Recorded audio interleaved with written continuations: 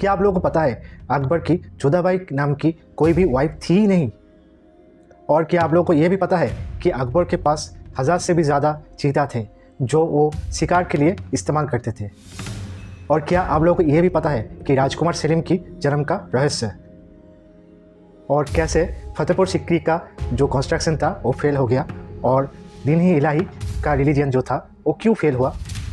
इन सब के बारे में आज के वीडियो में हम डिटेल्स में जानेंगे और कुछ स्पेशल कंटेंट्स भी है जो आज के वीडियो में हम डिस्कस करेंगे। चलिए देरी ना करते हुए ये वीडियो एक लाइक के साथ शुरू करते हैं। जोधाबाई नाम की कोई भी वाइफ अकबर की थी ही नहीं। ये कैरेक्टर कम्प्लीटली फिक्शनल था, लेकिन कुछ हिस्टोरियंस का ये मानना है कि ये कैरेक्टर महारानी मरियम उज़ ज़मानी से इंस्पिरेशन लेकर बनाया गया था, जिनका रियल नेम था राजकुमारी हीरा कुंवारी साहिबा, जो कि जयपुर के राजा भरमल की बड़ी बेटी थी। अकबर शिकार के बहुत बड़े शौकीन थे, इसलिए उनके रॉयल चिड़ियाघर में 1000 से भी ज़्यादा चीता थे। इनमें से उनका सबसे फेवरेट चीता जो था उसका नाम था समाद मलिक। इन सब चीताओं के देखभाल में वो खुद भी इंटरेस्ट दिखाते थे। ये सारे चीतास सिर्फ उनके शिकार के लिए इस्तेमाल नहीं किए जाते थे, ये उनके परिवार का एक बहुत बड़ा अंश था। अगर आप लोगों को पता है कि समाद मलिक का मीनिंग क्या है तो कमेंट पे ज़रूर बताएं। जिनका आंसर राइट होगा मैं उन लोगों के कमेंट्स को लाइक कर दूंगा। अकबर ने 1582 में एक न्यू रिलीजन का स्थापन किया जिसका नाम था दीन ई इलाही। ये रिलीजन इस्लाम, हिंदुइज़्म, जैनिज़्म, बुद्धिज़्म, जोरोआस्ट्रियज़्म, क्रिश्चियन, इन सब का जो एथिक्स था उनके ऊपर बेस्ड था। इस रिलीजन में कोई भी प्रीस्ट नहीं था, इसलिए ये रिलीजन ज़्यादा फेमस नहीं हो पाया। सिर्फ 19 जन थे जो ये रिलीजन फॉलो करते थे और अकबर के मौत के बाद ये रिलीजन धीरे धीरे विलुप्त हो गया।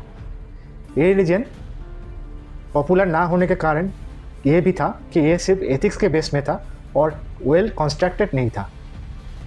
इसके बारे में हमें अकबरनामा में विस्तार में बताया गया है।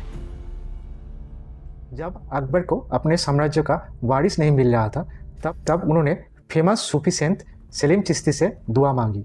इसके बाद मिराकल से 1569 में राजकुमार सेलिम का जन्म हुआ और उनसे खुश होकर अपने बेटे का नाम सेलिम रख दिया।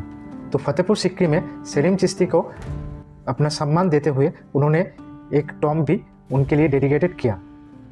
तो अब हमें यह भी जानना है कि फतेहपुर सिक्री जो था वो 1571 से 1585 तक मुग़ल साम्राज्य का कैपिटल था।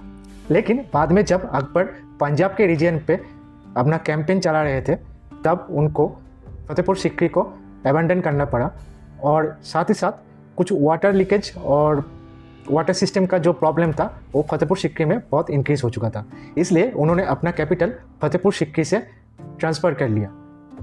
अगर अब तक आप लोगों को ये वीडियो अच्छा लग रहा है तो एक लाइक ज़रूर कीजिएगा।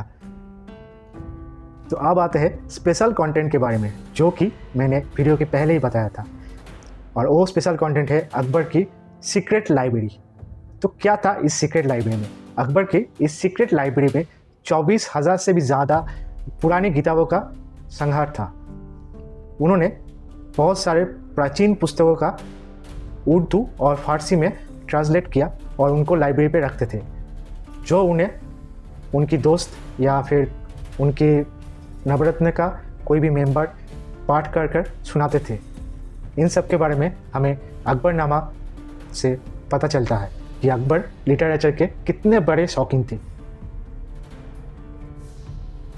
अकबर एक बहुत बड़े डिप्लोमेट भी थे। उन्होंने राजपूतों के साथ अलग अलग नीतियाँ अपनाई थी, जैसे कि कुछ राजपूतों के साथ उन्होंने मार्शियल अलायंस किया था।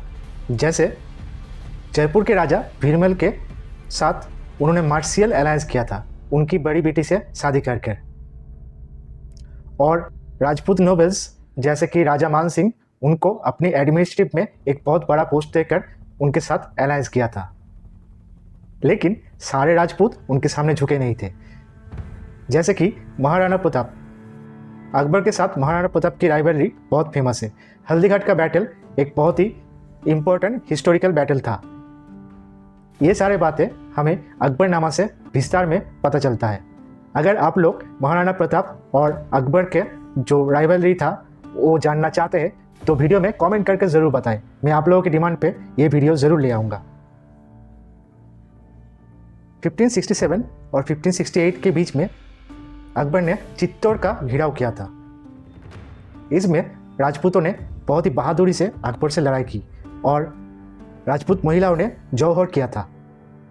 ये लड़ाई राजपूतों की वीरता को दिखाती है और अकबर ने कैसे रूथलेसनेस के साथ अपना साम्राज्य विस्तार किया था वो दिखाती है। ये सारी बातें हमें अकबरनामा में विस्तार से पता चलती है। अकबर के आखिर के वक्त में जहांगीर ने अपने भाइयों से इनसिक्योर होकर अकबर की जीवित अवस्था में उनसे जंग छेड़ दी। हालांकि ये बैटल आखिरकार अकबर ही जीत गए थे और उन्होंने जहांगीर को माफ़ कर दिया और उनको अपने साम्राज्य का वारिस बना दिया। ये सारे बातें हमें तुजु की जहांगीरी में पता चलती है। वहाँ पर विस्तार में जो फादर एंड सन का जो रिलेशनशिप था वो बताया जाता है। अकबर के नवरत्न के बारे में सबको पता है और इनमें से बीरबल, तोदरमल, तानसेन, अबुल फजल ये सारे तो बहुत फेमस थे, लेकिन बाकी के जो सदस्य थे उनका नाम बहुत कम लोगों को पता है। जैसे कि राजा मान सिंह। बीरबल के अलावा भी राजा बीरबल नाम का एक और सदस्य था।